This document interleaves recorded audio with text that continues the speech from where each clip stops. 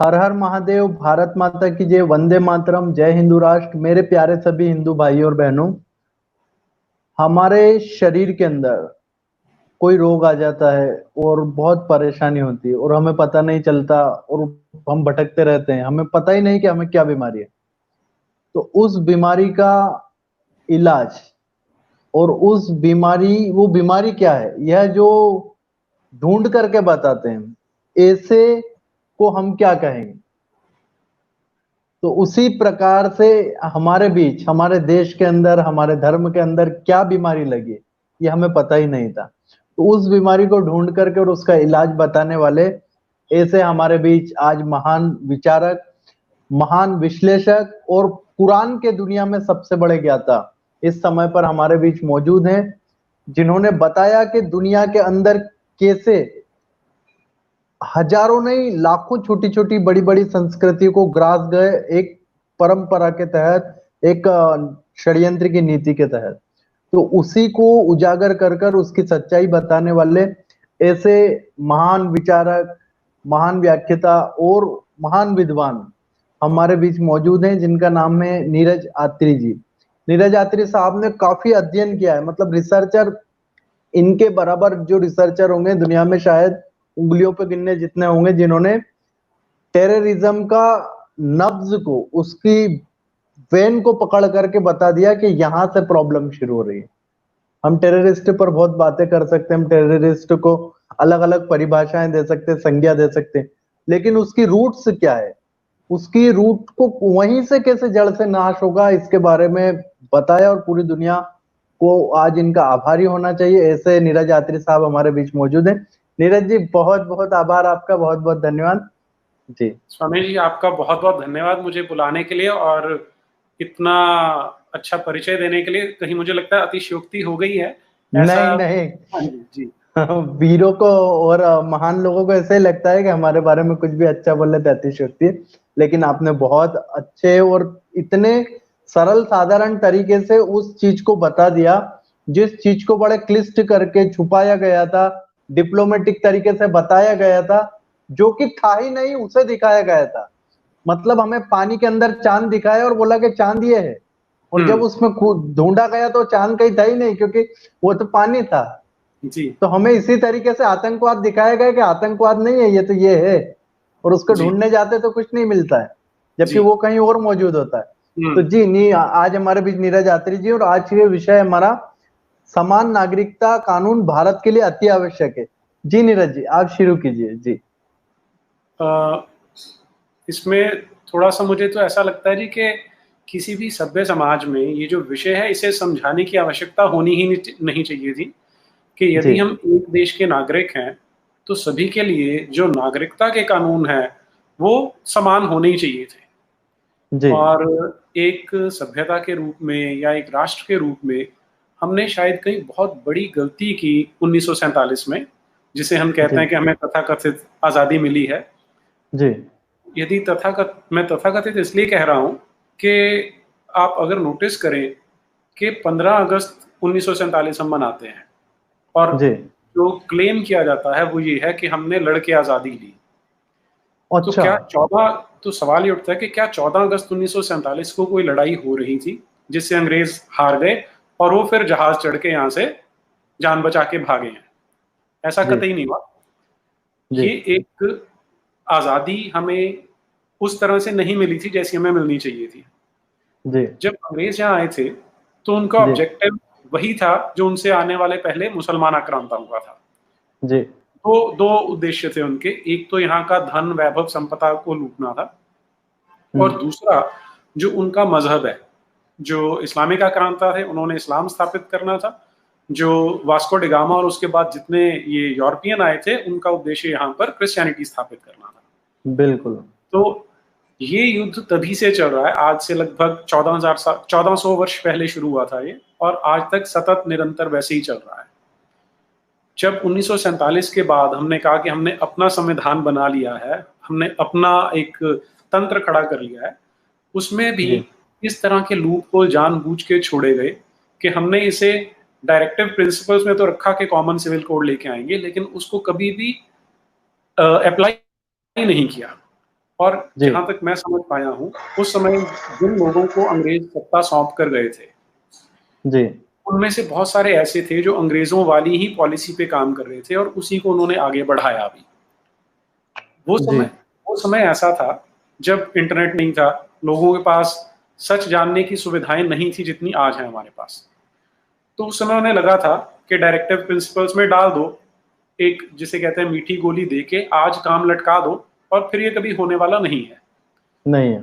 और और आप ध्यान रखें कि आज से 20 साल पहले, यानी जब तक इंटरनेट नहीं आया था, और आज से 10 जी साल पहले जब तक सोशल मीडिया उतना एक्टिव नहीं था, तो जन साधारण की बात को कोई सुनता ही नहीं था। बिल्कुल है। अब ये सोशल मीडिया की ताकत है जो लोगों को मिली है, इसलिए हम अपनी बात कह पाते हैं, नहीं तो जो सत्ता पे बैठे थे वो जो लिख वो तो देते थे। चाहते ही नहीं है, वो तो हाँ, चाहते ही नहीं थे कि हमारी बात, आज जिस प्रकार से आप और मैं बैठकर बातें कर रहे हैं, शायद अगर इस बात को आज से 10 साल पहले कहना होता तो हमें हजारों करोड़ का पहले तो एम्पायर खड़ा करना होता, जी बड़े बड़े इंस्ट्रूमेंट्स खरीदना होते, इक्विपमेंट खरीदना होता और चैनल बनाना होता, या किसी नेतागिरी की गुलामी करनी होती, तब जी जाकर के हम हमारी बात कह पाते और वो बात ब्रॉडकास्ट होगी कि नहीं, वो बात लोगों तक जाएगी कि नहीं, इसका कोई तय नहीं था।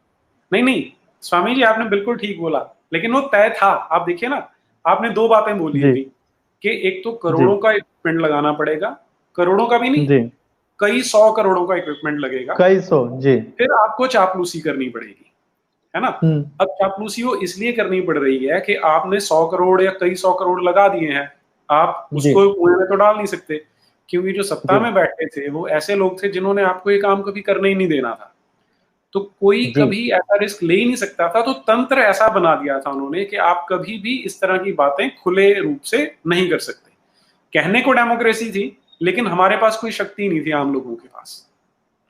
तो इस तरह से ये जो समान नागरिकता है, इसे आज तक दबा के रखा गया, और इसका उद्देश्य भी कहीं ना कहीं ऐसा ही था कि ये जो एक ना आज से लगभग 100 वर्ष पहले किसी ने चर्चा की थी कि क्लैश ऑफ सिविलाइजेशंस दुनिया भर में चलती है। जी वो जिस रेफरेंस में बात कर रहे थे वो थी कि क्रिश्चियनिटी और इस्लाम आपस में टकरा रहे हैं, और वो जी टकराते ही रहे, 1400 साल से टकरा रहे हैं वो आपस में। उसे जी उन्होंने कहा क्लैश ऑफ सिविलाइजेशंस है। जी लेकिन मैं इसमें कभी कभी थोड़ा सा कहता हूँ कि सुधार करने की जरूरत है, कि जितनी पुरानी सभ्यताएं थी या सिविलाइजेशंस थी, उन्हें तो क्रिश्चियनिटी ने और इस्लाम ने लगभग समाप्त कर दिया है। आज एक हमारी एक सभ्यता है जिसे हम वैदिक सभ्यता कहते हैं या भारत की सभ्यता कहते हैं, वो बची हुई है, और उस सभ्यता को, उस सिविलाइजेशन को खत्म करने के लिए इस्लाम और क्रिश्चियनिटी कटिबद्ध है। तो मैं इसे क्लैश ऑफ सिविलाइजेशंस नहीं मानता, हमारे वाली सिविलाइजेशन है, उनके वाली सिविलाइजेशन नहीं है, वो कुछ और है। वो नाम आप जो भी देना चाहें, वो तो विचारधाराएं हैं जो पूरे संसार को, एक का कहना है कि हमने दारुल इस्लाम बनाना है, दूसरे का कहना है कि हमने इसे किंगडम ऑफ क्रिश्चियनिटी बनाना है। तो वो उस तरह का एक विचारधारा सबके ऊपर थोपना चाहते हैं, और उसमें वो आज तक सफल भी होते आए हैं। तो अगर हम अपनी सभ्यता को, इस विचारधारा को, अपने सिविलाइजेशन को बचाना चाहते हैं, तो हमें समान नागरिकता कानून लाना ही पड़ेगा। क्योंकि एक बहुत अच्छे एक विचारक हुए, विल ड्यूरेंट नाम था उनका, उन्होंने हमारे देश का एग्जाम्पल दिया है। अब देखिए कितने कितने शर्म की बात है कि हमें जो एग्जाम्पल मिलते हैं वो भी अंग्रेजों के ही मिलते वो हैं। ये हमारे लिए डूब के मर जाने की बात है कि हमें हमारी बातें रखने के लिए भी कोडिंग वहां करना पड़ रहा, हमें हाँ उनको बताना पड़ रहा, उनके थॉट्स हमें बताने पड़ रहे, उनके फुटवर्क हमें यहाँ पर रखना पड़ रहा। जी हाँ बोलिए। जी, हाँ जी। क्योंकि समाज हमने ऐसा बना दिया ना कि जब गोरा बोलेगा या कोई टाई लगा के बोलेगा तो ठीक बोलेगा। जी तो उन्होंने कहा था कि जो हिंदुस्तान है, जो भारत है, भारत की जो सभ्यता है, ये एक बड़ा ही एक कटु एक अनुभव है, जहां पर उन्होंने शब्द इसके लिए यूज किया बारबेरियंस, कि बारबेरियंस। बारबेरियंस जिन्होंने बाहर से हमला किया और अंदर से मल्टीप्लाई होते गए। तो आप देखें वैसा ही हुआ, विदेशी हमला कर रहे थे और हमारे अंदर उन्होंने ऐसे बीज हमारे समाज में डाल दिए, जो वो भी बारबेरियंस हैं, जो बढ़ते जा रहे हैं, और बढ़ते बढ़ते हमारी सभ्यता के लिए एक बहुत बड़ी चुनौती, एक बहुत बड़ा खतरा बने हुए हैं। खतरा बन गए। जी तो अगर हम सर्वधर्म संभाव या ऑल रिलीजन्स आर सेम, इस तरह की नॉनसेंस में फंसे रहेंगे, इस तरह के झूठ में, प्रपंच में अपने आप को डाले रखेंगे, तो इसमें कोई शक नहीं है कि हमारी ये जो समाज है, ये जो सहनशीलता है, ये बहुत जल्दी खत्म होने वाली है। तो यदि इसे बचाना है तो समान नागरिकता कानून उनमें से एक ऐसा उपाय है जो इसमें हमारी सहायता कर सकता है। जी। नहीं, लेकिन आज आज हमारे देश के अंदर, आज हमारे भारत के अंदर जिस प्रकार का मानस बना है, जिस प्रकार का मतलब हिंदुओं का मानस बना है, वो ये बना है कि यार ये जो बगल में रहता है ये अब्दुल ऐसा नहीं है, वो जो कसाब पाकिस्तान से आता है वो खतरनाक है बोले भारत के लिए। जो ओवैसी भाई है ये तो अच्छे, बोले तो लोकतांत्रिक की बात करते हैं। अब आप थोड़ा सा ये बताइए कि यही लोग वो थे जिन्होंने डायरेक्ट एक्शन बोला था, जो सोहरावर्दी था, जिसने डायरेक्ट एक्शन के तहत लाखों की संख्या में, जिसे दुनिया के सबसे बड़े जेनोसाइड में आज दर्ज होना था, लेकिन दुर्भाग्य के वो दर्ज ही नहीं है। जी। तो वो जेनोसाइड डेली चालू है आज भारत में। हाँ जी, कहीं मेरठ में होता है, कहीं हरिद्वार में होता है, कहीं मुंबई में हो रहा, कहीं पालघर में हो रहा। कल की घटना बताता हूँ, 4 दिन पुराना। कल मेरे वहां के एसपी से मेरा बात हुआ पुणे के। तो जो उंड्री करके एक एरिया है वहां पर, ये संवेदनशील एरिया है। संवेदनशील एरिया कौन से होते हैं तो नीरज जी आपको भी पता है, पूरे हिंदुस्तान को भी पता है। जहाँ पे जनगण मन नहीं बजा सकते, जहाँ पर वंदे मातरम नहीं होगा, जहाँ पर भारत का कोई भी कानून लागू नहीं होगा। छोटा सा एक कानून है ट्रैफिक नियम का कि हेलमेट लगा के चलना और गाड़ी पर 2 बैठ करके चलना, 3 नहीं चलना। तो वहां पर इस छोटे से नियम को भी पालन नहीं किया जाता। तो वहां पर जब मेरा बात हुआ तो मैंने उनसे पूछा, मैंने कहा ये मर्डर क्यों हुआ? तो वो बोले कि स्वामी जी आप इसमें मत पढ़ो, ये रिलीजन मैटर नहीं है, यहाँ पर पैसे का लेन देन में मारा गया। एक व्यक्ति था जिससे 2 करोड़ रुपए उधार लिए, एक व्यक्ति ने अपना प्रॉपर्टी गिरवे रख के। अब वो व्यक्ति संवेदनशील था जिसने उधार लिए, और देने वाला हिंदू था।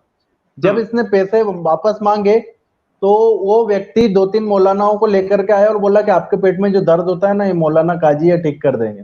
आप बोले आंख बंद करके बैठ जाओ।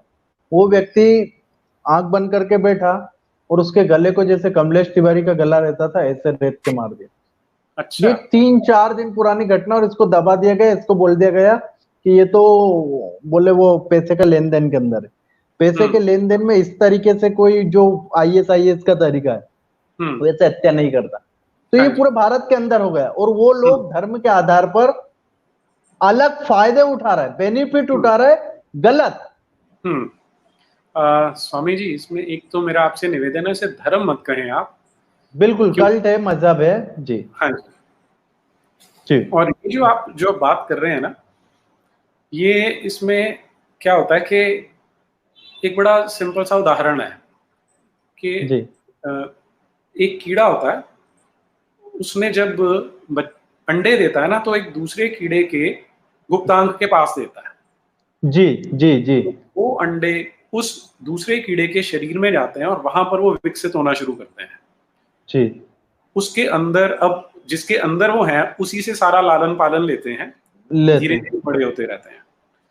अब इस समय जब वो उसके अंदर पल रहे हैं, उसके किसी भी लिवर को, हार्ट को, जितने भी उसके मुख्य ऑर्गन है उनको नहीं वो डैमेज कर देंगे। हाँ, नहीं, उसको डैमेज नहीं करते, अभी नहीं करेंगे। हाँ जी। अभी नहीं करते।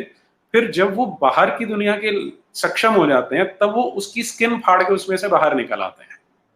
और तो ये उदाहरण हमारे देश में कैसे फिट बैठता है कि हमारे यहाँ पर डेमोक्रेसी है, डेमोक्रेटिक संस्थाएं हैं, उन्हीं का सहारा लेकर कुछ लोग हैं जो पल रहे हैं, पनप रहे हैं, और जैसे ही इन्हें अवसर मिलेगा ये उन्हीं संस्थाओं का नाश कर देंगे।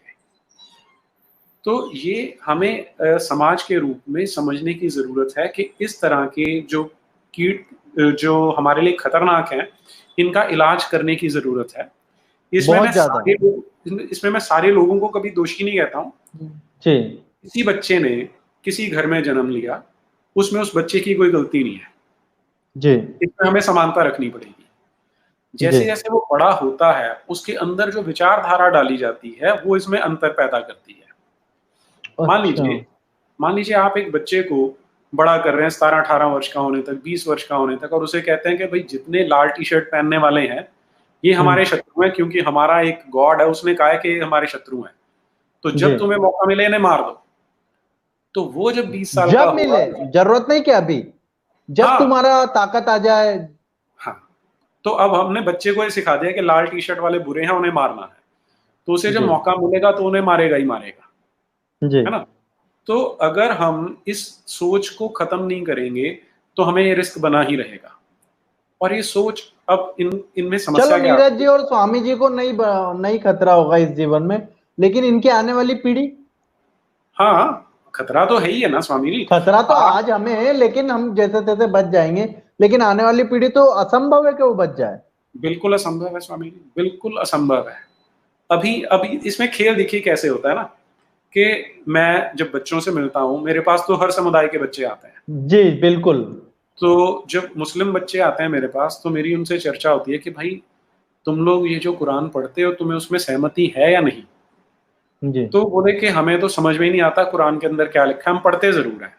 मैंने कहा ये कैसे संभव है। बोले हमें जो मौलाना बोलते हैं कि अरबी भाषा में पढ़ोगे तो अच्छा होगा। तो मैंने कहा यार जब तुम्हें समझ नहीं आ रही तो पढ़ने का फायदा क्या है। सही है। तो फिर मैंने उन्हें कहा कि तुम ट्रांसलेशन लेके आओ।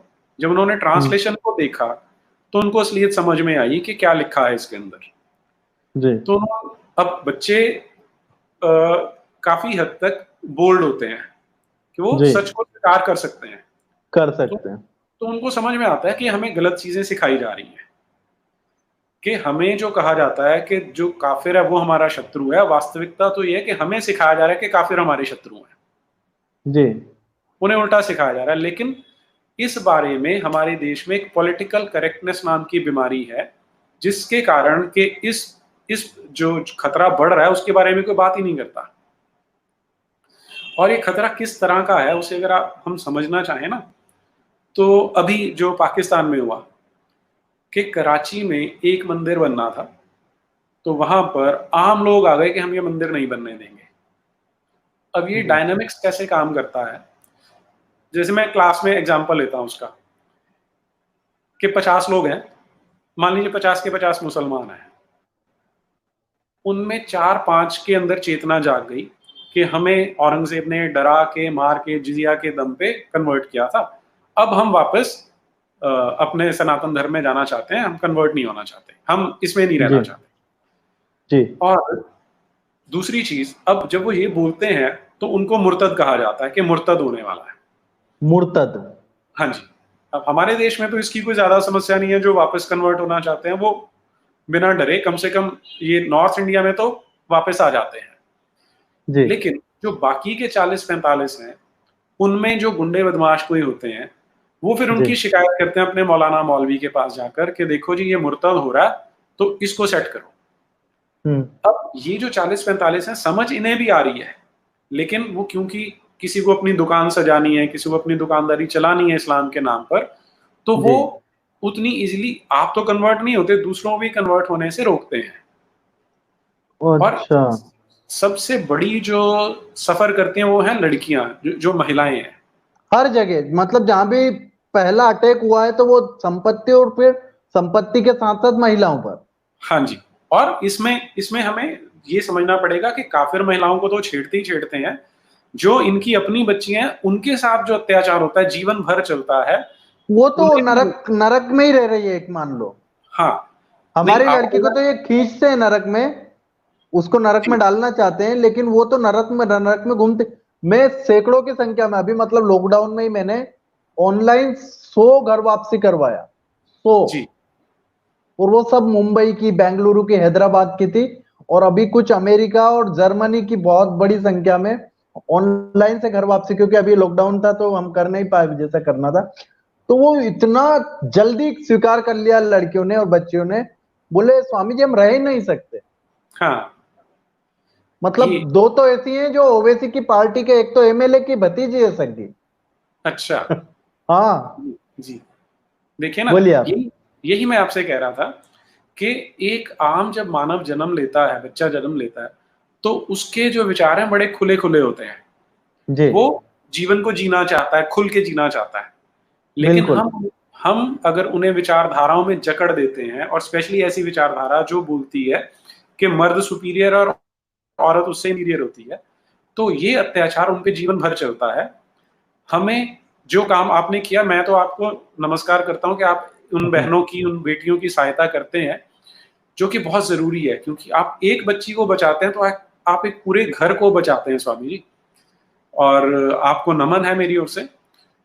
ये हमारे पूरे देश भर में ऐसी मुहिम देश भर में क्या, दुनिया भर में चाहिए, तो दुनिया कि हम भर में संसार को बचा सकें। जी क्योंकि आप अगर आज से 2000 साल पीछे चले जाएंगे ना स्वामी जी, जी, तो मानव इतिहास में 2000 साल तो कुछ भी नहीं होते। कुछ भी। अगर विश्व का अगर मतलब संस्कृतियों की उम्र देखें तो ये लाखों लाखों साल होती है, उसमें 100 200 1000 साल 500 साल 3000 साल कुछ मायने ही नहीं रखते हैं। हाँ जी, हाँ जी। तो अब ये बीते 2000 वर्षों में ये जो दो विचारधाराएं ऐसी आई, इन्होंने क्या काम किया संसार भर में।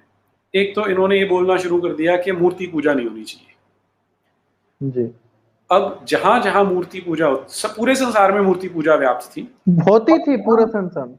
हाँ जी, जहां मूर्तियां मिलती हैं, आपको देवी और देवता दोनों की मूर्तियां मिलती हैं। साथ में बराबर इक्वल। हाँ जी, क्योंकि पूरे संसार में जो दर्शन था वो ये था कि दोनों एक दूसरे के पूरक हैं, इनके बिना नहीं रहा जा सकता। नहीं रहा जा सकता जी। लेकिन जब से ये दो विचारधाराएं आई हैं, इन्होंने क्या करना शुरू किया कि मर्द सुपीरियर है, कि इनका जो गॉड है या अल्लाह है, वो भी एक पर्टिकुलर किस्म का मर्द है, जो महिलाओं को, औरतों को हीन समझता है, उनको नीच समझता है। और यही इनकी किताबों में पढ़ाया गया। तो इसलिए बीते 2000 वर्षों में जितने महिलाओं पर अत्याचार हुए हैं, उतने शायद उससे पुराने लाखों वर्षों में कभी मिला लेंगे तो भी नहीं हुए होंगे। तो जब हम समान नागरिकता कानून की बात करते हैं, तो हम अपनी उन बहनों, उन बेटियों के भविष्य को बचाने की बात करते हैं, जो इस तरह के अत्याचारों से बचना चाहती हैं। इसलिए भी ये बहुत आवश्यक हो जाता है। और समान नागरिकता इसलिए अति आवश्यक हो गई है क्योंकि इस तेजी के साथ में षड्यंत्रकारी अपना काम कर रहे हैं और इतने पावरफुल तरीके से वो फिर रिपीट करके, और वो जो हमारे अनुच्छेद बनाए संविधान में, उन अनुच्छेदों के अंदर जो छोटे छोटे छेद बना रखे, उन छेद से निकल के भाग जाते हैं, बच जाते हैं, सीधे सीधे बच जाते हैं। मतलब उनके यहाँ पर शादी की उम्र अलग है। अब हिंदू मैरिज लॉ में उम्र अलग है और उनका लॉ का अलग है, तो ये कैसे संभव? हाँ, लड़कियां तो दोनों की शरीर से बराबर है, दोनों के हार्मोन्स टाइम पे जनरेट हो रहे, तो इधर की 18 में जवान होगी और उधर की 15 में जवान होगी, ऐसा तो हो ही नहीं सकता। हाँ, उधर की तो 9 में भी बोल देते हैं, 6 में भी बोल देते हैं, 6 में भी बोल देते हैं, तो हुआ है। लेकिन भारत एक लोकतांत्रिक देश है और यहाँ पर दो लॉ कैसे चलेंगे? दो नहीं, बहुत सारे लॉ चल रहे हैं जी। तो आप सभी ने देखा कि किस प्रकार से, किस एक फोबिया के तहत, पूरे के पूरे एक षड्यंत्र के तहत हिंदुओं को बेवकूफ बना करके और अपने सारे हेतु सिद्ध कर लिए गए। सारे उनके जितने भी हेतु थे उन्होंने सिद्ध कर लिए, और वो तरीके से चले जा रहे हैं, चले जा रहे हैं, चले जा रहे हैं। और हम बैठे हुए हैं आंख बंद करके, हम किसी मसीहा का इंतजार कर रहे हैं कि वो आएगा, वो आएगा, वो आएगा, और वो आएगा तब तक क्या हो जाएगा ये हमको पता है क्या? जी बोलिए नीरज जी। जी, बीच में संपर्क कोई मुझे बात लगता नहीं, है बोलिए गया। जी, बोलिए। हाँ, मैं ये कह रहा था कि इसमें जो सबसे दुर्भाग्यपूर्ण है और जो हमारी बहन बेटियों के लिए एक परेशानी का कारण है, वो है जो हलाला के लिए इन्होंने नियम बना रखे हैं। जी, हमें एक समाज के रूप में सर झुका लेना चाहिए कि हम इस प्रकार की एक विकृत परंपरा को आज तक धो रहे हैं, कि इसमें हम, और हमारे देश में जिसे हम डेमोक्रेटिक और देश फिर में, उसका बचाव कर रहे हैं, हाँ स्वामी जी, उसको बचाव। डिफाइन कर रहे हैं, उसको उसकी उसकी अच्छाइयां बता रहे हैं। अच्छा, क्या अच्छाई बताते हैं उसमें? अरे इतना ऐसा ऐसा अच्छाइयां कि जो हम सामान्य और समाज में तो बोल भी नहीं सकते, ऐसा ऐसा अच्छाई बताएंगे आके मौलाना। हाँ, बोलिए इसमें आप। देखिए, एक तो है कि जिन्होंने इस्लाम के नाम पे दुकानदारी करनी है, जी, वो तो इनसे बचाते हैं, इसका महिमा मंडन भी करते हैं, जो आपने कहा है कि करते होंगे, पक्का करते होंगे, क्योंकि वो कहते हैं ना, बेशर्मी की कोई सीमा तो होती नहीं है, जी, तो इसे डिफेंड जरूर करते होंगे। लेकिन हमारे लिए जो दुर्भाग्य की बात यह है कि हम कहने को सेक्युलर डेमोक्रेटिक देश हैं, लेकिन जी। हमारे देश में जो अदालतें हैं उन्होंने इस तरह के जजमेंट दिए हैं जिन्होंने हलाला को वैधानिक ठहराया है। अरे हाँ, इस तरह के जजमेंट आए हैं जिन्होंने इनको वैधानिक ठहराया कि अब इसमें हलाला में जो अरेंजमेंट है वो क्या है कि मान लीजिए किसी ने अपनी पत्नी को तलाक दे दिया। मर्द के लिए बड़ा आसान है तलाक देना, और बाद में उसे लगा कि मैंने शराब के नशे में दिया था या गुस्से में दिया था, किसी भी कारण दिया था, गलती मेरी थी, मेरी पत्नी तो बहुत अच्छी थी, मुझे उससे माफी मांग लेनी चाहिए। तो अगर वो चाहता भी है, पत्नी भी चाहती है, तो भी जो मौलवी हैं, इनके मौलाना है, मुफ्ती हैं, वो बीच में आ जाएंगे कि नहीं भैया अब तो इसे हलाला करना पड़ेगा। और हलाला की जो कंडीशन है, निकाह किया जाएगा, फिर शारीरिक संबंध बनाने पड़ेंगे, जब तक नहीं बनते हैं तब तक वो वापस नहीं आ सकती। और उसमें भी अब ये जो नया पति बनेगा, वो जब तक उसे तलाक नहीं देगा तब तक नहीं आने वाली। इच्छा से, अपनी इच्छा से। अपनी इच्छा से। तो आप इसमें कल्पना करके देखिए कि जो लड़की है उसकी कोई गलती नहीं है, उसने कुछ अपराध नहीं किया, मर्द ने गलती की, उसने गुस्से में डिवोर्स दिया, लेकिन इतनी जिल्लत कहना चाहिए, इतनी इंसल्ट उस बच्ची को झेलनी पड़ेगी, उस लड़की को, वापस अपने घर आने के लिए। और ये एकदम पत्थर की लकीर की तरह इन्होंने बना रखे हैं। मतलब रेप भी कर दिया और उस रेप को उन्होंने कानूनन ढंग से सही भी बता दिया। हाँ, इसे रेप तो कहेंगे नहीं ना। अब इसमें देखिए, नहीं, वो नहीं कहेंगे, लेकिन असली में तो वो लड़की को तो रेप ही लग रहा ना। पर अब स्वामी जी इसमें देखिए ना, आप उसे रेप बोल रहे हैं, ये कल को आपके ऊपर भी मुकदमा डाल सकते हैं कि भाई ये तो जी सांप्रदायिक भावनाएं भड़काने की कोशिश कर रहे हैं। इस तरह मतलब हमने इस तरह के कानून बना रखे हैं। ये मतलब विडंबना सबसे बड़ी ये है कि जो सच बोलना चाहेगा ना, उसके लिए भी कहीं ना कहीं से एक अनुच्छेद निकाल के लाएंगे कि देखो जी ये तो धार्मिक भावनाओं को आहत करने वाली अच्छा, बात। वो सारे अनुच्छेद हिंदुओं के लिए बंद है? उन अनुच्छेदों में जो छेद है वो सिर्फ हिंदुओं के लिए बंद है, इनके लिए खुले हैं, वो भाग जाते हैं। हाँ जी। अभी कोरोना जिन्होंने फैलाया वो लोग सिर्फ 5,000 रुपए पैसा भरा उन्होंने और कोर्ट में शाम तक खड़े रखा उनको, जब तक कोर्ट शुरू था, और वो छूट के चले गए। हाँ जी, ये हाँ ठीक कह रहे हैं आप, बिल्कुल ठीक कह रहे हैं।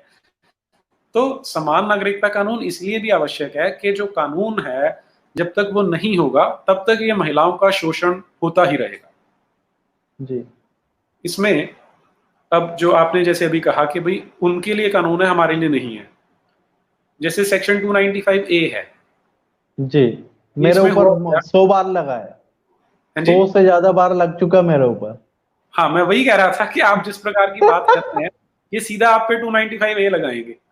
100 बार लग गया, मैं बोलते रहा। और वो बना भी कैसे, जैसे आप संत हैं, आप भगवतधारी हैं, ऐसी एक संत श्रद्धानंद जी से जी, वो जब घर वापसी करा रहे थे सन 1920-1925 में जी, तो अब उस समय तक ये कानून नहीं था, तो ये करते रहे। तो वो एक जो अब्दुल रशीद आया उसने उनकी हत्या कर दी। जी। तो हत्या के बाद अंग्रेजों ने 1925 में 295A बनाया कि इस तरह का एक कानून बनाया जाए। जी। और आपको ये जान के शायद आश्चर्य हो कि जो अंग्रेजों ने बनाया था वो एज इट इज हमारे देश में चल रहा है, वही पाकिस्तान में वैसे का वैसे चल रहा है। फर्क सिर्फ ये है कि उन्होंने आगे बी और सी बना दिए हैं कि 295C क्या है, जिसे वो एक आदमी था आज से 1400 वर्ष पहले अरेबिया में, मोहम्मद बिन अब्दुल्ला नाम का, जिसे कहा जाता है कि पैगंबर था वो, कि आप उसके बारे में कुछ गलत बोलेंगे तो उसे तौहीने रसूल का नाम दिया गया है 295C को, कि उसको इमीडिएटली डाल देते हैं। हाँ जी, ईश निंदा हिंदी में कहे तो। नहीं, ईश निंदा तो बड़ा सभ्य शब्द बन जाता है ना वो हमारे लिए। सही है।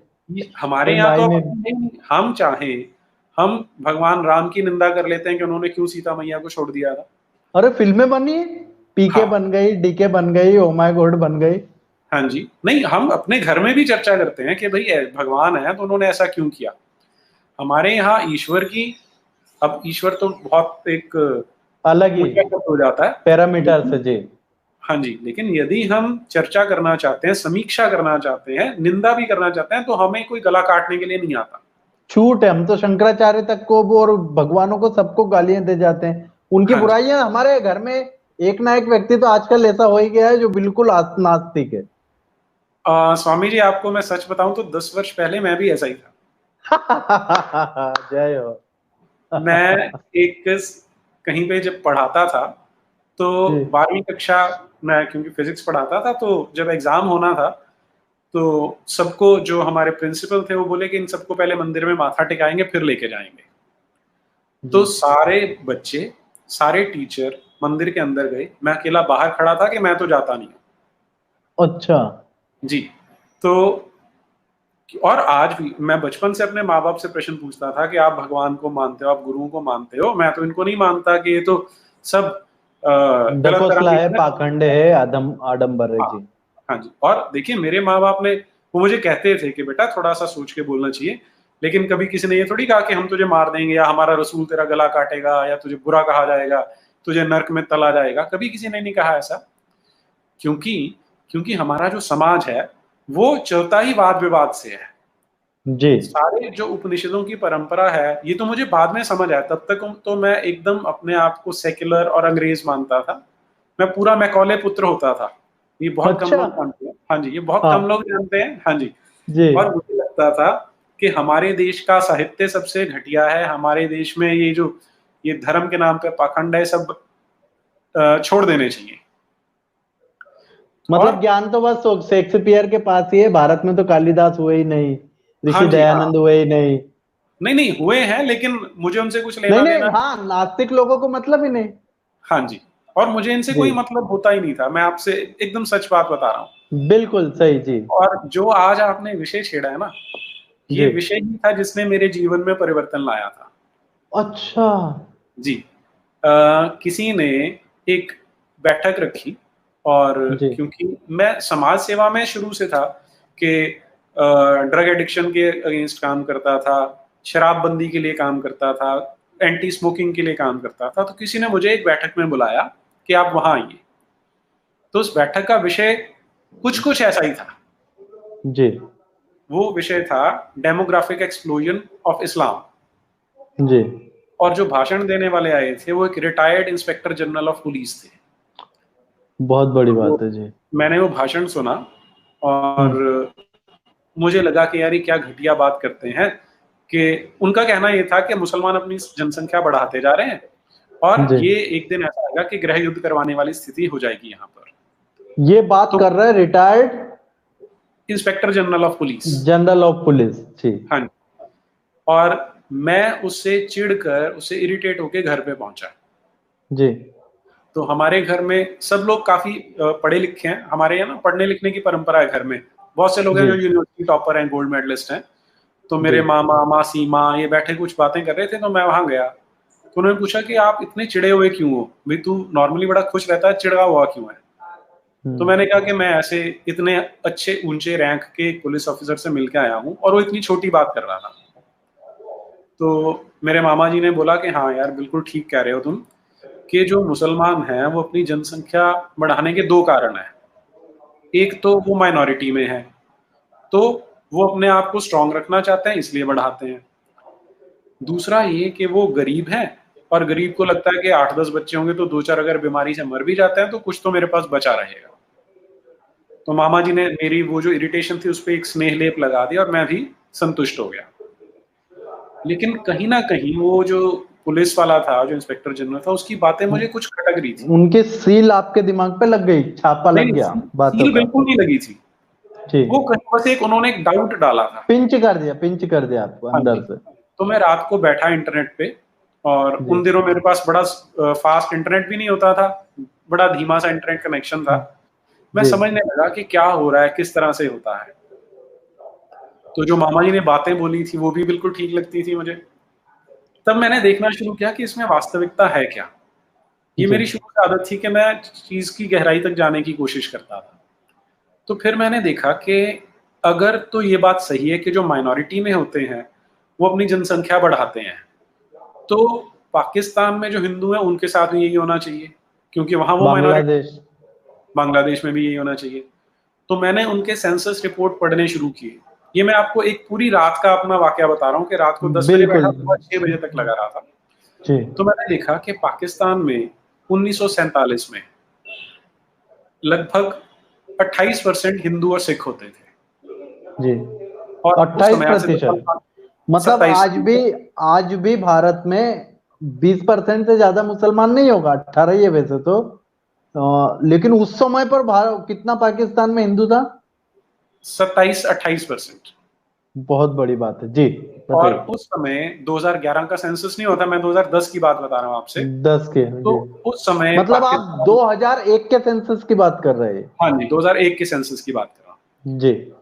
उस समय पाकिस्तान में 3% से कम हिंदू और सिख बच गए थे। बाकी के 25% उड़ गए। हाँ जी। कहाँ गए और पता नहीं, वो वो धरती खा बाद में गई क्या, आता है ना, आसमान अभी निकल तो गया? मैं केवल आंकड़े देख रहा था। जी फिर बांग्लादेश का सेंसस रिपोर्ट खोला मैंने, सॉरी मैं शायद गलत बोल गया, पाकिस्तान में 23% थे, बांग्लादेश में 27-28% थे। जी और बांग्लादेश में जो 2001 का सेंसस रिपोर्ट था वो बता रहा था कि 8% हिंदू अब वहां पर बचे हैं। जी तो जो मेरे मामा जी ने मुझे तर्क दिया था वो यहाँ बिल्कुल उल्टा हो गया, कि अगर माइनॉरिटी वाले ऐसा करते हैं तो उसका तो ये बिल्कुल अपवाद है। जी और ये स्थापित करता है कि अगर मुसलमान मेजोरिटी में है तो भी वही बढ़ रहे हैं, माइनॉरिटी में है जी तो भी वही बढ़ रहे हैं। जी फिर दूसरा जो मुझे विषय देखना था वो ये था कि गरीबी का इससे क्या संबंध है, कि जो गरीब होता है क्या वो ज्यादा बच्चे पैदा करता है, इसमें भी कुछ रिलीजन का लेना देना है। जी। तो तब मैंने देखना शुरू किया हमारे देश में कि सबसे पढ़ा लिखा जो प्रांत माना जाता है वो है केरल। केरला। जी केरल में हमें बचपन से सिखाया जाता है कि 100% लिटरेसी रेट है वहां का। जी तो मैंने वहां की सेंसस रिपोर्ट देखनी शुरू की। अब वहां पर क्योंकि संपन्न मुसलमान रहते हैं, जी तो ये जो बच्चे पैदा करने की जो क्षमता है इसे TFR बोलते हैं, टोटल फर्टिलिटी रेट बोलते हैं इसे, जी कि 1000 लोगों में कितने बच्चे पैदा किए जाते हैं प्रतिवर्ष। जी तो वो मैंने कंपेयर किया कि सबसे संपन्न मुसलमान परिवार केरल में रहते हैं, जी उनका टोटल फर्टिलिटी रेट वहां की महिला का है 2.9, कि एक महिला जी औसत 2.9 बच्चे को जन्म दे रही है। जी और सबसे गरीब हिंदू रहता था यूपी और बिहार में, जी। उसका जो फर्टिलिटी रेट है वो 2.6 है। मतलब कम है।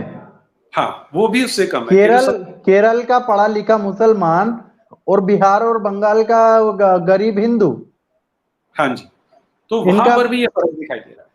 जी मतलब एक तो हम होता है ना कि समान पढ़ने लिखने वाले, समान जी इनकम वालों की तुलना करते हैं, यहाँ तो मैं बिल्कुल उल्टी तुलना करके देख रहा था।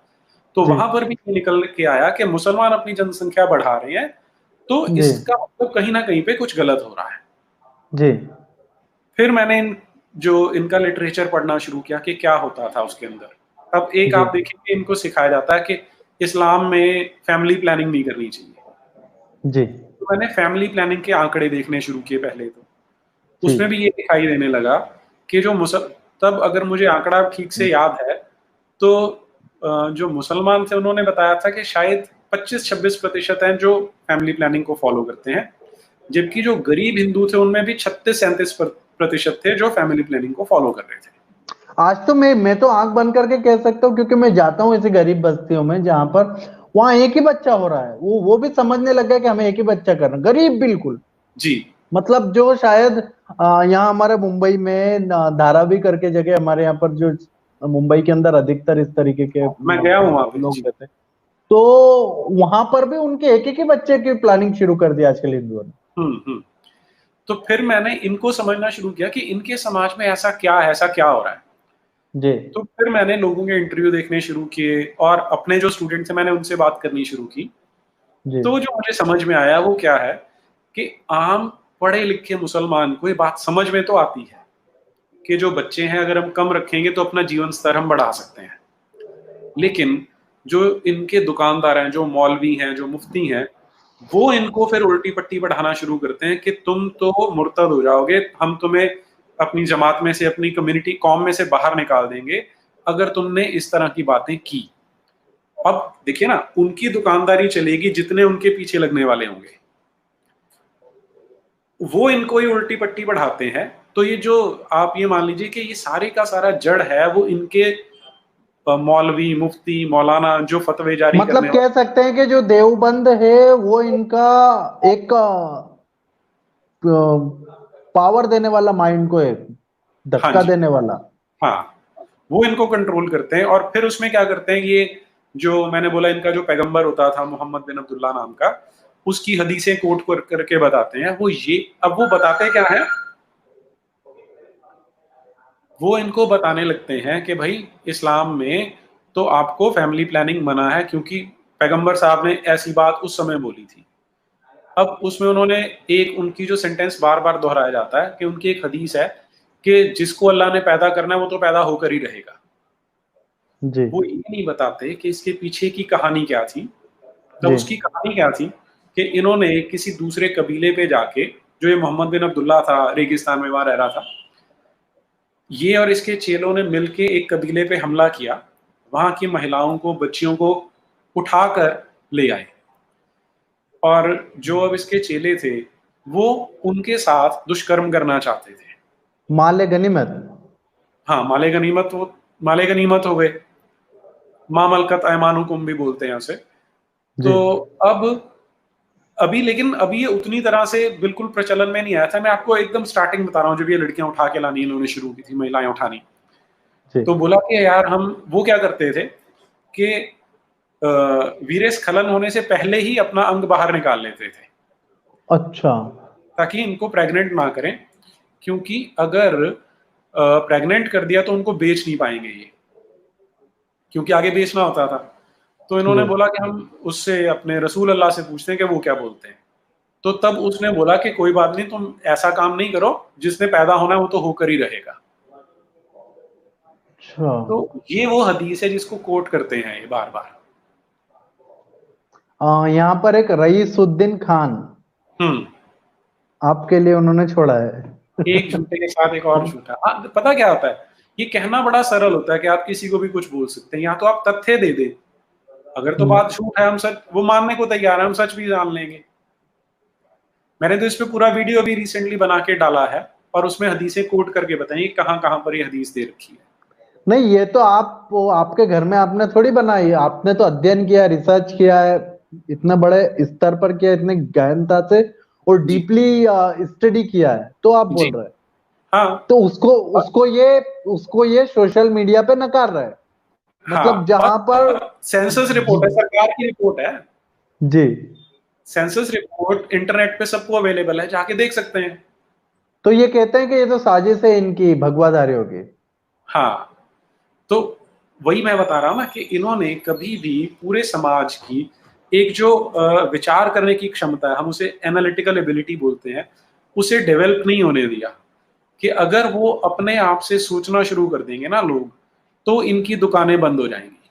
मेरा तो ये मतलब वो मानना है। जैसे तांगे में कभी कभी हम बैठते हैं या यू आगरा वगैरह जाते हैं तो बहुत अच्छा लगता है उसमें, लेकिन जब देखते हैं उसके घोड़े को, तो उसके घोड़े के दोनों तरफ से आंखों पे ऐसे बांध देते हैं ताकि वो सिर्फ सीधे देखे, दाएं बाएं ना देखे। हाँ तो जी। वो घोड़ा दौड़ता हुआ सीधा लाइन में चला जाता है। तो हाँ वैसे खच्चर बना दिया इनको, घोड़ा तो नहीं कह सकते। हाँ, बिल्कुल ठीक कह रहे हैं कि आम इसमें होता क्या है कि जब हम समान नागरिकता की बात करते हैं ना, जी तो एक प्रपंच जो बनाया जाता है कि ये तो हिंदू बात कर रहे हैं, हिंदू हित की बात कर रहे हैं। लेकिन मेरा ये मानना है कि पूरे समाज के लिए, पूरे देश के लिए और मुसलमानों के लिए भी इसमें बहुत हित होने वाला है, अगर उन्होंने ये समान नागरिकता कानून स्वीकार कर लिया या सरकार उसको ले आती है। बजाय इसको अपने वो सांप्रदायिक चश्मे से देखें, अपनी छोटी सोच से देखें, अगर वो अपने अपने घर में ही देखना शुरू कर देंगे तो उन्हें समझ में आ जाएगा कि अगर ये कानून आता है तो इनके अपना भी कितना भला होने वाला है। लेकिन बहुत अगर भला ये, हुआ है। हाँ, अगर ये दुकानदारों के चक्कर में फंसे रहेंगे, फिर वो भेड़ बकरियों की तरह, झुंड की तरह, जैसे सीएए का प्रोटेस्ट कर रहे थे वैसे इसके लिए भी प्रोटेस्ट करना शुरू कर देंगे। करेंगे, अभी से ही तो कह रहे हैं, बोले कॉमन सिविल कोड हमें नहीं चाहिए। क्यों नहीं चाहिए?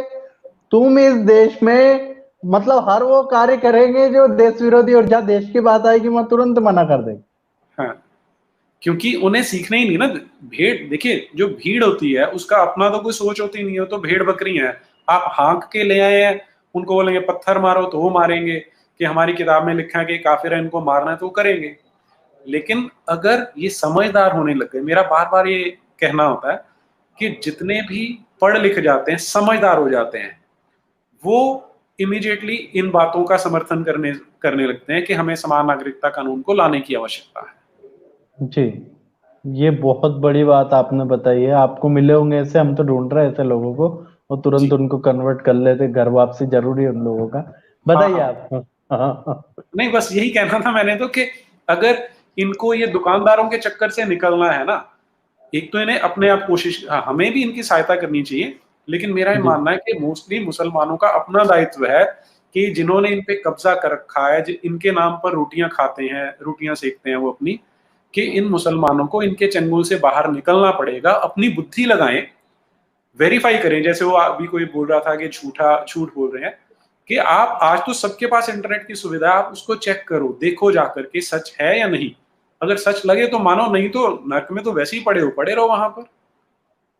नहीं पढ़े हैं वो ठीक है, लेकिन ये तो हमें मारने की तैयारी कर रहे हैं ना। आप किसी कीचड़ में पड़े हो, हमें कोई मतलब नहीं, लेना देना नहीं, जी, लेकिन वो कीचड़ उठा के ये तो हमारे घरों में फेंकने आएंगे। हाँ, उसके लिए हमारे समाज को उसके लिए आवाज उठानी पड़ेगी, वो तो करना ही हिंदुओं पड़ेगा। को आज ये जागे कि नहीं जागे, आज हिंदुओं को तो जागना बहुत ही जरूरी है। हाँ, बिल्कुल ये ठीक है पढ़ लिख जाए, क्या इनके मुल्ले की बात करे कि मौलवी की बात करे, वो तो अलग ही चीज है। हाँ लेकिन आज हिंदुओं को तो ये सोचना पड़ेगा कि भैया वो समझे कि नहीं समझे। अगर हाँ आज अगर आज हिंदू नहीं जागा और नई कॉमन सिविल कोड की बात करी, तो सवाल सत्यानाश किसका होना, आप बताइए। हाँ, इसमें ठीक कह रहे हैं आप। मुझे ना एक याद आ गया, मैं मिला था जो पाकिस्तान से विस्थापित हिंदू आए हैं, उनसे मिला था मैं। जी जी तो उन्होंने अपने बारे में बताना शुरू किया। जी एक एक व्यक्ति था उनमें से जिसकी 2-3 बच्चियां थी, 5-6 साल की, 7 साल की। जी तो बोला कि मुझे अपने लिए कुछ नहीं था, मैं तो इनके लिए वहां सब छोड़ के आया हूँ। जी तो उसने अपना इंसिडेंट बताना शुरू किया कि हम रहते थे और हमारे आसपास मुसलमान भी रहते थे, हम कुछ हिंदू थे बस्ती में। तो जी कोई इंडिया पाकिस्तान का मैच हुआ। जी उस जी मैच में इंडिया जीत गया, पाकिस्तान हार गया। और विराट कोहली ने कोई सेंचुरी लगाई थी उसमें। मैं देखता नहीं हूँ क्रिकेट, इसलिए मुझे हाँ पता नहीं नहीं। कौन सा मैच था।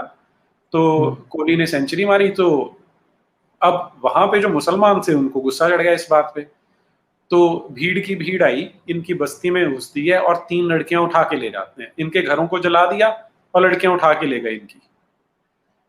तो ये जो खतरा बता रहे हैं हिंदुओं पर तो है ही है कि जहां ये जनसंख्या बढ़ाते हैं वहां पर इस तरह की हरकतें शुरू कर देते हैं। पाकिस्तान में की, कश्मीर में की, तो खतरा हिंदुओं पर भी है, मुसलमानों पर भी है। कश्मीर तो पाकिस्तान देश का कैपिटल, इंडिया कंट्री का कैपिटल, वहां पर मोदी जी के घर से 2 किलोमीटर 3 किलोमीटर की दूरी पर क्या हुआ आपने देखा ही होगा 3 महीने पहले। हाँ जी, अभी क्या जो, चल रहा, जुलाई चल रहा ना, हाँ जी, जून मार्च में हमने देखा आंखों से क्या हुआ। हाँ जी, हाँ जी, फरवरी फरवरी में हमने दिल्ली में देखा, देश की राजधानी हम्म, मुंबई की आपको स्थिति बताता हूँ कि 2012 की बात है। रजा एकेडमी हम्म, रजा एकेडमी ने एक प्रोटेस्ट निकाला। प्रोटेस्ट किसके लिए निकाला? म्यांमार में हो रहे अत्याचार रोहिंग्याओं के हम्म, ऊपर। हम्म, बिना किसी पोस्टर के, बिना किसी एसएमएस के, क्योंकि मेरे वहां के काफी सारे जो लोकल इंटेलिजेंस है उसमें हमारे शिष्य भी हैं, वो बताते हैं कि स्वामी स्वामी जी हमने कोई मैसेज भी ट्रेस नहीं किए, क्योंकि हम कर हम्म, रहे थे कि ये अचानक हो क्या। हम्म, बिना किसी मैसेज के, बिना किसी प्रचार प्रसार के 1.25 लाख से 2 लाख की आबादी, वहां पर आबादी तो नहीं कहूंगा, गुंडों की भीड़ वहां इकट्ठी हो गई। कितनी? 2 लाख लगभग। हम्म, और उन लोगों ने अचानक से हमला कर दिया। पुलिस की गाड़ियां, आप वीडियो कोई भी देखना चाहेगा तो आजाद मैदान कम्युनल वायलेंस करके आप लोग देख सकते हैं। पूरा वीडियो 6-7 मिनट का, वो बड़ी मुश्किल से हमने वो वीडियो निकलवा के डलवाए। सारे वीडियो वहां पर डिलीट करवा दिए गए थे, वो अलग राजनीति के। लेकिन मैं यहाँ बताता हूँ, वो 2 लाख लोगों ने पुलिस की जो बहनें होती हैं हमारी, उनको नग्न कर दी मुझे याद है मुंबई के अंदर। सुजाता पाटिल नाम की महिला थी वहां। जी जी बिल्कुल, बहुत बढ़िया, हाँ जी, आपको तो पूरा डिटेल याद है। हाँ जी, और कई पुलिस वालों ने उसके बाद इस्तीफा दिया कि ऐसी नौकरी हम छोड़ते हैं गुलामी की, कि हम्म, हमारे ऊपर इतना अत्याचार हुआ, हमारी गाड़ियां जला दी। AK-47 जैसे हथियार वहां पर मौजूद थे इनके हाथों में, कहां से आए? और ये हम्म, ये प्रोटेस्ट कौन कर रहा था? रजा एकेडमी। हम्म। अगर यही काम स्वामी जितेंद्रानंद सरस्वती का हिंदू आश्रम मुंबई, ऐसे गंदे काम घिनौने काम तो नहीं करते, लेकिन कोई नारा भी लगा देते हम आजाद मैदान में जाके आज भी, तो वो लव लेटर देने आ जाते हैं पुलिस वाले, खाकी वाले हमको। तो आप देखिए कि उस पर बैन लग जाना था। पतंजलि ने कोरोनिल निकाला, तो कोरोनिल के नाम पर उनको कैसा अटैक किया और उनको ऊपर कितनी एफआईआर की कोशिश की, जैसे वो दाऊद इब्राहिम से बड़ा क्राइम किया हो। लेकिन दूसरी तरफ रजा एकेडमी ने कम से कम 100 करोड़ का नुकसान किया, क्योंकि जो चैनल वालों की ओबी वैन होती है, आपको तो पता है कितनी महंगी होती है, डायरेक्ट सैटेलाइट्स और महंगे महंगे इंस्ट्रूमेंट्स इक्विपमेंट वहां पर होते हैं। वो ऐसी कई वेने जलाई गई। वो चैनल वालों से हमने पूछा जाके, मैं गया था वो चैनल के ऑफिस में बाद में, मैंने कहा क्यों जी ऐसा क्यों हुआ?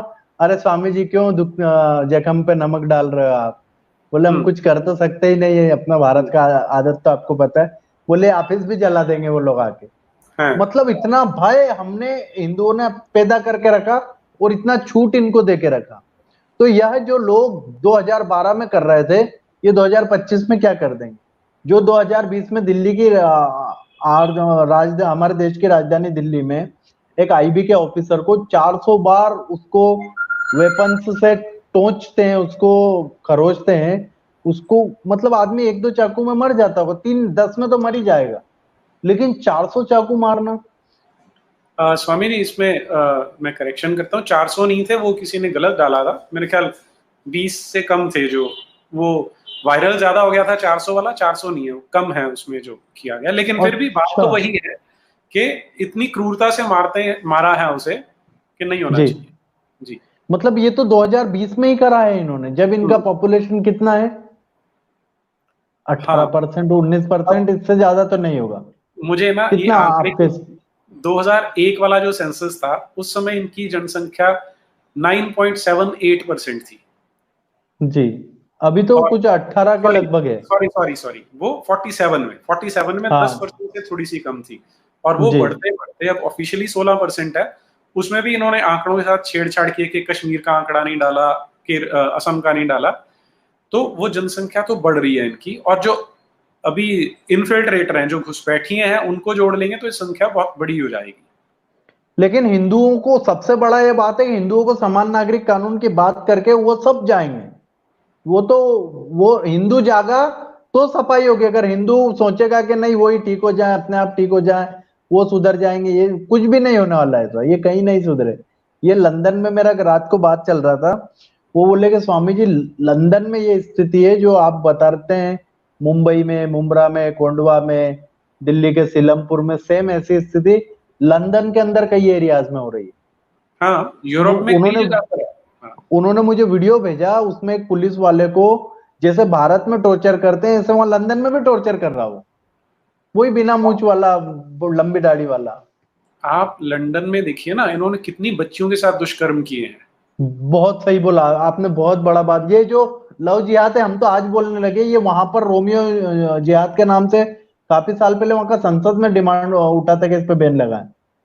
7 साल 8 साल की बच्चियां हैं जिनको इन्होंने पूरे गैंग बनाकर, उनको ग्रूमिंग गैंग्स कहा जाता है, कि उन बच्चियों का शोषण किया। 100 लोगों ने उनका शोषण किया, एक एक बच्ची का। और यूरोप में लंदन की बात बता रहा हूं मैं आपसे जी। और वहां की पुलिस ने भी हिम्मत नहीं की कि इनको कटघरे में लाया जाए। वो बचते हैं क्योंकि इन्होंने माहौल वैसा तैयार किया ना।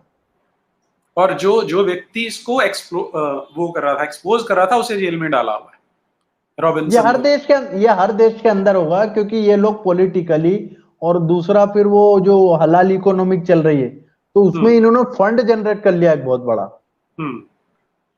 मतलब जो कमलेश तिवारी के हत्यारे हैं, उसका केस लड़ने वाली कौन है? जमीयत उलेमा हिंद। अब ये जमीयत उलेमा हिंद जो है, उसको पैसा कहां से आता है? तो काफी सारी ऐसी ऑर्गेनाइजेशन जो हलाल इकोनॉमिक और का सिल टप्पा देती है, वो सब जमीयत उलेमा हिंद के नीचे काम करती है। तो इनकी 3.2 ट्रिलियन डॉलर हो गई है उसकी रकम, जो इनके हलाल इकोनॉमिक की है। असल में ऐसा है ना स्वामी जी, कि इनका एक बड़ा वेल ऑयल्ड मशीनरी है, बहुत बढ़िया स्ट्रक्चर इन्होंने बना रखा है। और आज अगर आपके पास पैसा है तो आप कुछ भी कर सकते हैं। जी। आप उससे मीडिया खरीद सकते हैं, आप उससे ऑफिसर खरीद सकते हैं, क्योंकि सब जगह पे बिकाऊ लोग आपको मिल जाते हैं। आराम से, बहुत ईजी है। और इसके इस दम पर ये एक झूठ की लड़ाई लड़ रहे हैं। मेरा ये जी। मानना है कि ये जो लड़ाई चल रही है, इसमें आप जो बात कर रहे हैं, मैं कह रहा हूँ, हम सच का पक्ष ले रहे हैं, हम सच का साथ दे रहे हैं, और वही जी, हमारी बड़ी ताकत है।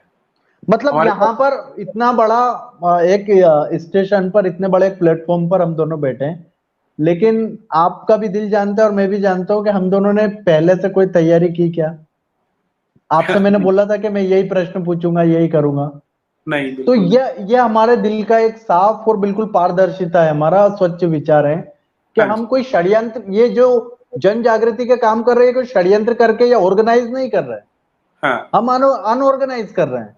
हाँ जी, मतलब नीरज साहब क्या कर रहे हैं, स्वामी जितेंद्रानंद सरस्वती क्या कर रहा, या कोई मुंबई में बैठे हुए गायकवाड़ साहब क्या कर रहे हैं, वो सब अपने अपने तरीके से जगा रहे हैं, मतलब षड्यंत्र नहीं कर रहे हैं।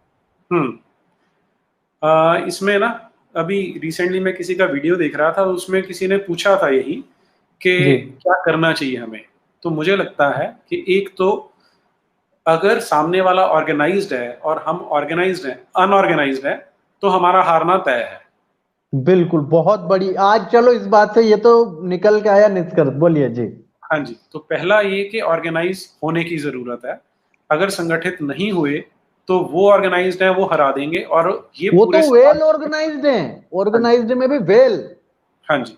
तो वो हमारे समाज के लिए, संस्कृति के लिए, सभ्यता के लिए, पूरी मानवता के लिए एक बहुत बड़ा नुकसान होगा।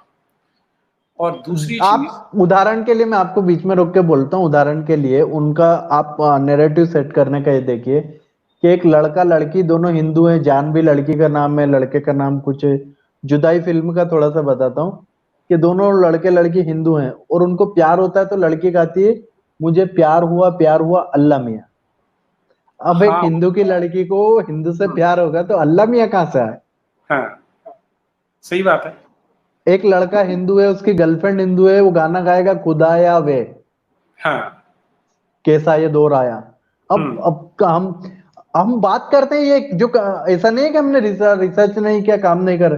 हम मुंबई में इनके ऑफिसों में मैंने लोग भेजे, इनके हुँ, जाओ पूछ के आओ ये लेखक से कि क्या क्यों लिखा है ऐसा गाना। हुँ, तो बोले हमने तो बोले ये शब्द लिख के नहीं दिया था। बोले ये कहाँ से एडिट हो जाता है ये समझ में नहीं आता है। अच्छा, हाँ, ये कौन कर रहा है उनको भी नहीं पता, जिसने गाने बनाए हैं लिखे हैं। वो लोग ये कहते हैं कि ये नीचे की एक ऐसी टीम होती है जो गाने बना के भेज देती है ऊपर, और वो ऊपर उसमें एडिट होके निकलता है। मतलब ये गाने कोई बहुत तरीके से इसमें सारे काम चल रहे हैं। हुँ, हुँ। ये तो एक ही क्षेत्र बताया, अब आपके पास तो बहुत सारा जानकारी, जी बताइए। हाँ जी, हाँ जी। तो ये इन्होंने पहले क्या होता था, एक तो मास मीडिया होता था, जिसे हम अखबार बोलते थे या टीवी चैनल्स बोलते थे, और फ़िल्में होती थी। तो जी। क्योंकि ऑर्गेनाइज़्ड थे कि ऊपर एक व्यक्ति ऊपर कुछ लोग बैठे हैं, उन्होंने ही आगे फैलाना है। उस पे इन्होंने जी। कब्ज़ा कर लिया, तो इनका बड़े अच्छे से चल रहा था।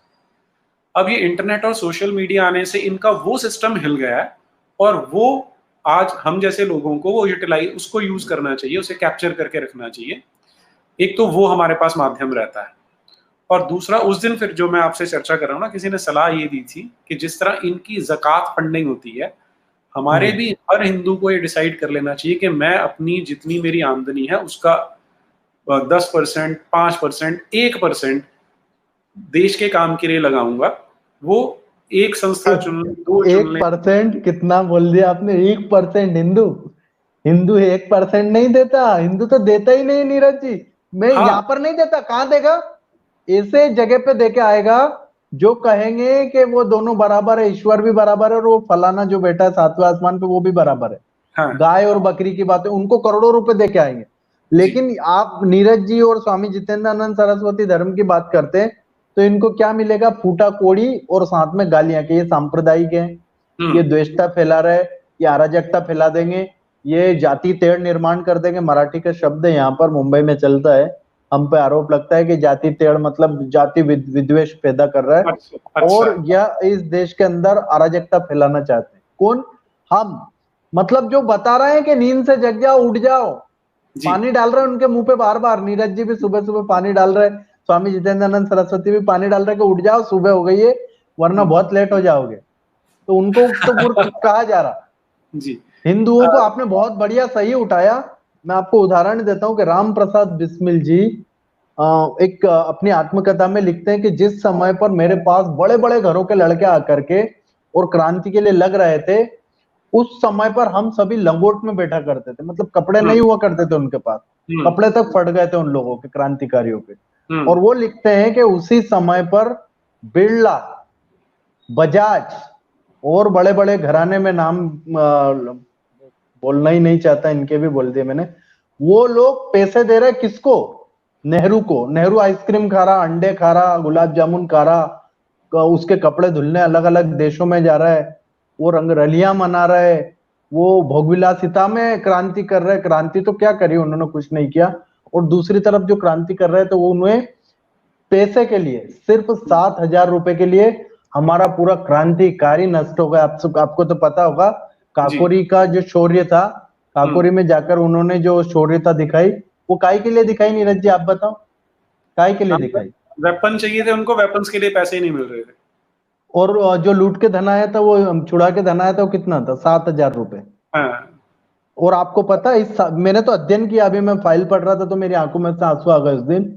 वो जब मैंने फाइल पढ़ा तो 7,000 रुपए रिकवर करने के लिए, इस केस को रिकवर तो नहीं हो पाया, उस केस को ठीक करने के लिए स्कॉटलैंड से पुलिस बुलाई। कहां से? स्कॉटलैंड यार्ड से आई। और 10 लाख रुपए खर्चा आया उस टाइम पर। कितना? 10 लाख। अच्छा, 10 लाख रुपए। हाँ, ये मैंने पूरा का पूरा पढ़ा तो मेरे होश उड़ गए।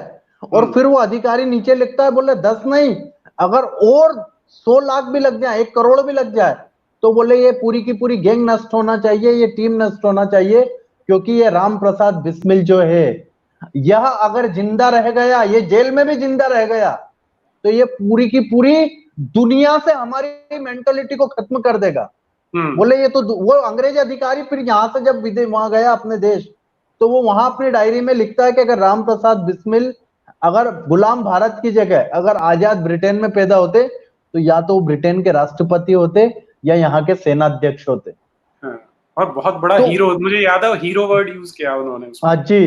तो आप ये देखिए कि राम प्रसाद बिस्मिल जी सिर्फ पैसे की जरूरत, आवश्यकता के लिए, उनको कोई भोगविलासिता के लिए नहीं चाहिए थे, लेकिन उस समय हिंदू समाज अगर उनको मदद कर देता तो आज दिन हमें क्या देखना पड़ता पता है?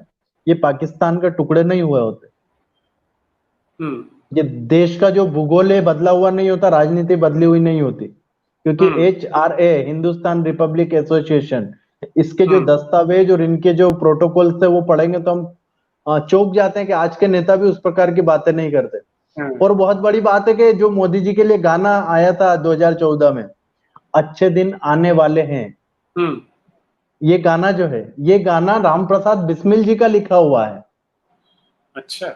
हाँ, ये इसे मॉडिफाई कर लिया गया, लेकिन राम प्रसाद बिस्मिल जी ने गाना लिखा है, अच्छे दिन आने वाले हैं और हम आजादी को लाने वाले हैं। आप गूगल पे पढ़िएगा, बहुत बड़ा प्यारा गीत है। और राम प्रसाद बिस्मिल जी इतने बड़े कवि के मरते मरते जेलों से अलग जा रहे थे, दूसरी जेल में ट्रांसफर हो रहे थे, तो चलते चलते 15 मिनट और कुछ सेकंड में उन्होंने गाना लिख दिया, जो गाना आज भी अरबों रुपए कमा के देता है फिल्मों वालों को, मेरा रंग दे बसंती चोला, जिसे सुनकर हमारे, ये 15-20 मिनट में लिखा हुआ गाना है, ज्यादा टाइम नहीं लगा था। इसके बाद बड़े बड़े ऐसे गीत लिख के चले गए वो। तो ऐसे क्रांतिकारी को सिर्फ 7,000 रुपए के लिए, अगर नीरज आत्री जी को इस समय पर फंडिंग की जगह अगर उन्हें लगना पड़े, उन्हें फंडिंग तो नहीं मिल रही, उन्हें मेहनत करना पड़े इस समय, तो उनको छोड़ देना चाहिए हिंदू समाज को फ्री, कि नीरज जी आप करो जो भी करना है, स्वामी जी आप करो जो भी करना है, हम बाकी पीछे का काम देखेंगे। वो नहीं, तो कितना बड़ा काम हो सकता है इस दुनिया में। हाँ बिल्कुल ठीक कह रहे हैं आप। ऐसा है अभी ना, जो मैंने परिवर्तन देखा है कि कुछ लोग मेरी सहायता ऐसे लोग करने लग गए हैं जिन्हें मैं जानता भी नहीं, मिला भी नहीं। कोई 11 रुपए भी भेजता है, कोई 1000 रुपए भी भेजता है, तो हर लोग कर रहे हैं। मुझे भेजा ना, आज से 1 महीने पुरानी बात बता रहा, एक बच्ची ने उसके पिताजी से 7 रुपए पेटीएम कराए। अच्छा। हाँ, वो बोले 11 रुपए भी आए हुए हैं और स्टूडेंट्स ने भी भेजे हैं। मुझे जी बड़ी खुशी, एक ने भेजा कि मैं स्टूडेंट हूँ, तो मैंने कहा बेटा आज तो भेज दिया, आगे से आप मत भेजो, जब कमाओगे तब भेज देना। तो थोड़ा थोड़ा जागरण तो है, लेकिन वो लेकिन हम जिस लड़ाई को लड़ रहे हैं वो बहुत बड़ी है। और ये मैं नीरज अत्री या स्वामी जितेंद्र जी की बात नहीं कर रहा कि आप किसी संस्था को चुन लें, आपको चुन लगता ले। है कि अच्छा काम कर रही है, आप पहले जी ठोक बता दें, अच्छे से समझ लें उसे, उसके बाद फिर प्रश्न कभी ना पूछें कि मैंने पैसे देने हैं, ये मत पूछेंगे वो कहाँ गए। एक बार ठोक बजा लिया, फिर जी आप अपना धर्म समझ के देते जाएं बस। जी, बहुत बड़ा बात। और अगर ये कर दिया ना हिंदू समाज ने, बड़ा बात नहीं है, क्योंकि इस देश में ऐसे भी मंदिर है जो विदेशों से आए और यहाँ पर अरबों रुपए कमा के और अपना बिजनेस स्थापित करके लोगों को मूर्ख बना रहे। और कई सारे लोगों ने क्या किया कि हम नहीं बोलना चाहते, लेकिन आज इस समय पर ऐसे सारे हिंदुवादियों को, हम दो तो यहाँ पर बैठे हैं, लेकिन जो नहीं बैठे ऐसे लोगों को भी लगातार उस एरिया सब लोगों को मदद मिलके करना चाहिए, तो बहुत बड़ा काम खड़ा होगा। और ये समान नागरिकता के लिए तो सबसे पहली फुर्सत में, जैसे खाना खाने के बाद जैसे प्यास लगती है, ऐसे इस जी। समय पर भारत माता की प्यास है कि ये हम्म कानून बनना ही पड़ेगा। बनना चाहिए, बिल्कुल ठीक कह रहे ये नहीं बना तो बहुत बुरी स्थिति आ जाएगी, हैं। क्योंकि वो तो छूट के निकल रहे हैं ना। वो उनके यहाँ पर तो मान लो नीरज जी, लव जिहाद में सबसे बड़ा रोल इस कानून का है कि हमारी बच्ची अगर हिंदू में है और हिंदू में मैरिज कर रही, तो उसको कितना उम्र होना चाहिए बताइए। 18। और अगर इधर है तो क्या करना चाहिए। सब प्रॉब्लम ही प्रॉब्लम है ना। उनका बच्चा भी अगर, उनका लड़का भी ऐसा है, सब हमारे यहाँ पर सब वो कर दिया मिक्सचर। ये तो हमें हमारा सरकार पे दबाव बनाना ही पड़ेगा इसके लिए। बनाना ही, ये आम को करना पड़ेगा। वो सोचे कि मोदी जी करेंगे, लेकिन कब करेंगे, जब आप बोलोगे। हाँ, बिल्कुल ठीक बात है। तो एक एक आप नहीं व्यक्ति बोलोगे तो को, नहीं करेंगे वो। हम्म, और अभी तो ये जो मुझे समझ में आया है कि जब आप सोशल मीडिया पे कुछ, आप ट्विटर पे लिखते हैं या फेसबुक पे लिखते हैं या यूट्यूब पे जाते हैं, तो ये जो मैसेज है, ये जो इन्फॉर्मेशन है, वो दिल्ली पहुंचती है। तो आप ये मत 100% सोचिए, पहुंचती है। हाँ, कोई ये मत सोचे कि मैं ट्विटर पे एक ट्वीट कर दूंगा तो क्या होगा। आप अपनी संख्या देखें कि कितनी बड़ी है। जब आप करने लगते हैं तो वहां तक मैसेज पहुंचता है, सिर्फ बात यह है कि आपको मैसेज डालना है। बिल्कुल, बहुत बड़ी बात करें तो सभी हिंदू भाइयों बहनों से विनम्र निवेदन है कि इस वीडियो को अधिक से अधिक शेयर कर दीजिए। और जी बड़ी बात यह है कि नीरज जी, हमारे यहाँ पर जितने, मतलब मेरे पेज, वो मैं बता रहा था, जो वेल ऑर्गेनाइज वो लोग काम कर रहे हैं। तो मुंबई का एक एरिया है मोहम्मद अली रोड।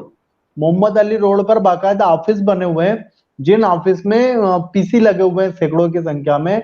रजा एकेडमी के अंदर, एएमयू के अंदर अलीगढ़ में बाकायदा प्रोफेशनल तरीके से नीरज आत्री जी, अंकुर आर्य और जितने भी हमारे नरसिंह वाणी और ये ऑप इंडिया, इस प्रकार के जो पेजेस होते हैं, इन पर बाकायदा ब्लॉकिंग का रिपोर्ट का काम चल रहा है चल रहा है, हाँ जी। प्रोफेशनल तरीके से। मेरे तो हमारा तो, मैंने जब अभी फेसबुक के ऑफिस में परसों ही भेजा बच्चे को, तो बोले कि गुरुदेव ऐसा ऐसा इन आइडिया से रिपोर्ट हुई है। और वो हम्म आइडिया निकाल करके देखी, उनकी जानकारियां निकलवाया जब हमने, तो पता चला कि वो भारत में रहने वालों की ही नहीं है। हम्म सिम भारत में चल रही, हम्म उसका एक्टिविटी भारत में हो रहा, लेकिन वो हम्म लोग कहाँ है, क्या है, कौन है, पता ही नहीं। तो ये पूरा ऑर्गेनाइज तरीके से काम चल रहा। हमारा आपका अकाउंट देखो, आज उस पर बड़ी संख्या में लोग आ रहे हैं, लेकिन वहां पर ब्लॉकिंग तेजी से चल रही है। हाँ हाँ, मेरी रिपोर्ट कर रहे हैं, रिपोर्टिंग ब्लॉक होती कर रहे हैं। रहती है। हाँ। हमारे तो पेज उड़ा दिए। एक 25 लाख का पेज था हमारा फेसबुक पेज, एक 22 लाख का था, दोनों उड़ा दिए। एक 1,22,000 का जो अभी बचा हुआ पेज है, उसको लिमिट रीच कर दी उसकी। मतलब सिर्फ 100 लोग, 500 लोग आते हैं, जहां पर 1,000 से लेके 1 लाख लोग तक जुड़ जाते थे। हम्म तो ये पूरा वेल ऑर्गेनाइज तरीके से काम कर रहा है। इसलिए अब हिंदुओं को जाग करके काम करना पड़ेगा। और उसके लिए जो आपने बोला था ट्रेनिंग का, तो वो जल्दी मैं रखने ही वाला हूँ। और फिर बाकी बातें वहीं पर करेंगे, यहाँ पर तो ओपनली तो कुछ करने का ही नहीं है। जी बोलिए, आप बताइए। बहुत बढ़िया लगा आपने आज समय दिया। और ये जी समान नागरिक कानून, हर हिंदू को आवाज उठानी चाहिए, हर उस भारतवासी को आवाज उठानी चाहिए जो इस समय पर इस देश के लिए जी जीना चाहता है और इस देश को आगे उत्थान की ओर ले जाना चाहता है। जी। और आपका कोई संदेश हो तो बताइए नीरज जी, नहीं, बस मैं तो एक ही बात हिंदुओं के बोलूंगा लिए। जो मैं सबसे कहता हूँ कि आज अगर आप नहीं जागेंगे तो कल आपकी अगली पीढ़ी जो आएगी वो आपको जरूर कोसेगी कि कैसे लोग थे जिन्होंने काम नहीं किया। जैसे मैं अपने जो पिताजी थे उनसे पूछता था कि जब कश्मीरी पंडित वहां से निकल रहे थे तो आप लोग क्या कर रहे थे। तो वैसे ही जो हमारे बच्चे हैं, अगर हमने आज स्थिति नहीं संभाली तो जरूर क्वेश्चन पूछेंगे कि आप लोग क्या करते थे। हाँ, बस मैं कल तो मेरे यही। साथ एक बहुत बड़े कश्मीरी पंडित ने हिंदू कश्मीरी हिंदू नेता थे, राहुल कोल जी। राहुल हम्म, कोल जी को ही आज भी 2020 में भी हम कश्मीरी पंडितों से पूछते हैं, कश्मीरी हिंदुओं से पूछते हैं कि तुमने तब हथियार क्यों नहीं उठाए। अरे हम्म, वो बेचारे फंसे हुए थे। हम यहाँ भारत में बैठ के माँ बहन की गालियां देने के अलावा हिंदू कुछ नहीं करता। हम्म, फेसबुक पे थोड़ा सा अगर उग्र अभी मैं बोल दूं कि ऐसा कर देंगे वैसा कर देंगे तो हिंदू तुरंत, हाँ स्वामी जी इन मुल्लों की माँ का, हाँ स्वामी जी इन मुल्लों की बहन का। ये गंदी गालियां देना, ये माँ बहन की ये सीख गया है हिंदू, ये गंदगी आई है। उसको इस समय पर गालियां, हिंदुओं को मैं कहता हूँ कि माँ बहन की गालियां तो कभी मत दो, हम्म, कभी भी मत दो। हमारा देश तो सम्मान करने वाला और नारी शक्ति का सम्मान करने वालों का देश है। ये माँ बहन की गालियां भी वहीं से आई है। नीरज जी और का तो हाँ पूरा जी। रिसर्च है कि, और हमारा भी पूरा लेक्चर है उस पे, कि माँ हम्म, बहन की गालियां विदेश से ही, भारत वालों ने कभी माँ बहन की गाली नहीं दी। तो हम्म, हिंदुओं आप गाली देना बिल्कुल बंद कर दो, हम्म, बिल्कुल हमेशा के लिए गाली देना छोड़ो। और ये जो अपनी ताकत है, ये गालियां सेफ्टी वॉल्व की तरह से निकलती हैं, हाँ आपका जी। पूरा ताकत को निकाल करके बाहर फेंक देगी। गालियां हाँ। मत दो, हम्म। क्या करना है ये और तय करो।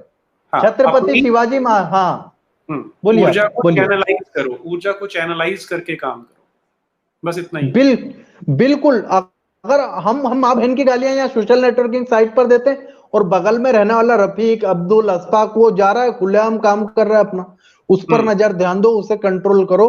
और ये हो हम्म, सकता है अगर हम्म, पाकिस्तान के अंदर हिंदुओं का संख्या इतना एकदम से नीचे रेशो आ सकता है, तो फिर यहाँ पर तो जो होना है वो हो ही सकता है, यहाँ बोल नहीं सकते, लेकिन कुछ भी हो सकता है, सब कुछ हो हाँ, सकता है इस दुनिया में, कोई वो नहीं है।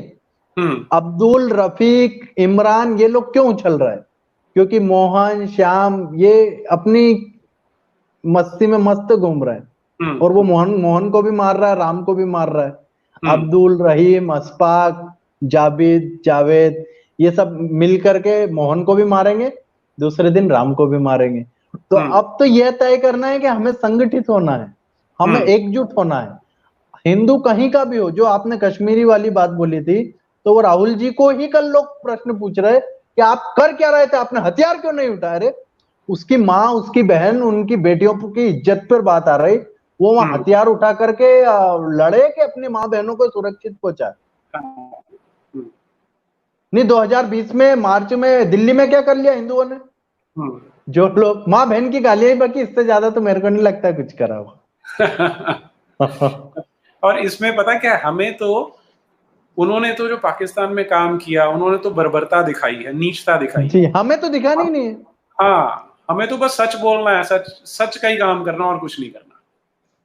वो तो अब ये जो नए नए बने हुए हैं, नया नया ये प्याज खाते हैं ज्यादा, आपको भी पता है, और नया नया मुल्ला जो बनता है वही अजान ज्यादा देता है। तो भारत के मुसलमान के साथ प्रॉब्लम ये आ रही है कि वो दुनिया के मुसलमान को साबित करना चाहता है कि हम बड़े मुसलमान हैं, हम कट्टर हैं, हमारा स्वामी जी, हमारा इसमें पजामा तुमसे ज्यादा ऊंचा है।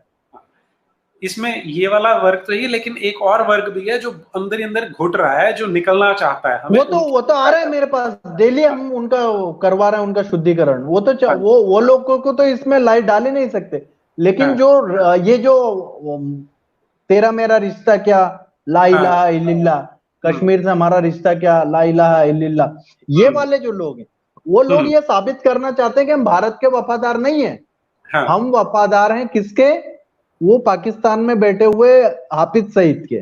वो सऊदी अरेबिया के नौकर हैं वो, आपको ये जान। सऊदी अरेबिया वाले तो अगर उनकी विस्टा रख दें तो ये उसको खा लें आराम से, और बोलेंगे कि ये तो पकवान है। भारत वाले इतना आजादी में, इनको स्वतंत्रता में जीवन दे रहे, तो यहाँ इनको घुटन हो रही। नहीं नहीं, इनको तो स्वामी जी 15 अगस्त 1947 के बाद हमें स्वतंत्रता मिली, इन्हें कहाँ मिली है? ये तो उससे पहले गुलाम हो गए थे सऊदी अरेबिया के, और वो गुलामी आज तक बरकरार है इनकी। और मौलाना आजाद इनका तानाशाह है, वो बता रहा वैसे ये कर रहा है, वो नहीं, उन मौलाना उन तानाशाहों मौलाना का गुलाम है। हाँ, वो तो बीच की जैसे कड़ी था। 100 गुलामों के ऊपर एक गुलाम बिठा देते थे और उसको बोलते थे कि तू इनका ध्यान रख, हाँ जी, वो तो डालडा बीच के नहीं। दलाल, स्वामी जी, बीच के दलाल होते हैं वो तो। तो ये आज इस देश के अंदर ये तय करना होगा हिंदू को कि हिंदू आप नहीं जागे ना तो वो स्थिति आएगा, वो स्थिति आएगा। आप कश्मीर में देखे, बंगाल में देखे, दिल्ली में 2020 में देखे, भारत के अंदर सिर्फ एक छोटे से कानून, छोटा सा ही कहूंगा मैं कानून, सीएए, उसमें हाँ, चेंज हुआ क्योंकि भारत का तो बहुत बड़ा, इतना बड़ा संविधान है कि उसको पढ़ा ही नहीं जा सकता एक आदमी के द्वारा। उस संविधान में से एक संविधान को हल्का सा हिलाया, बदला नहीं है, सिर्फ हल्का सा उसको मॉडिफाई किया है। तो उसमें इन्होंने पूरे देश को अपने माथे पे बिठा लिया। मतलब देश की पूरी पुलिस लग गई थी, पूरी पुलिस में तो कहता हूं, उसको मेंटेन करने में, इसको डैमेज को कंट्रोल करने में, एक छोटे से कानून में। नहीं कर पाएंगे स्वामी जी, ये सफल नहीं होंगे, हम ही सफल होंगे। अरे नहीं होंगे, सत्य की ही जय होती है वो तो। लेकिन वो जय जब हो तब हमारे लोग वहां पर रहें, मौजूद रहें, पता चले कि जय में विध्वंस ज्यादा हो गया तो ऐसी जय। महाभारत में जय पांडवों की हुई, लेकिन बाद में विध्वंस इतना, अभी भी यही है। ये जो कौरव बने बैठे हैं ये लोग, ये है कौन, इनके पूर्वज क्या थे, आप बताइए। मैं तो बता रहा हूँ ना स्वामी जी, ये तो जो सऊदी अरेबिया से गुंडे बदमाश आए थे, उन्होंने इनके पूर्वजों को बलात्कार करके, जिजिया कर लगा के, तलवार दिखा के इनको गुलाम बना लिया, और ये उसी गुलामी को ढो रहे हैं। जिस दिन इनका जमीर जाग गया ना, जिस दिन इनके अंतरात्मा जाग गई, तो उन्हें पता लग जाएगा कि सऊदी अरेबिया की नौकरी, गुलामी कर रहे थे, उससे बाहर निकल आएंगे ये।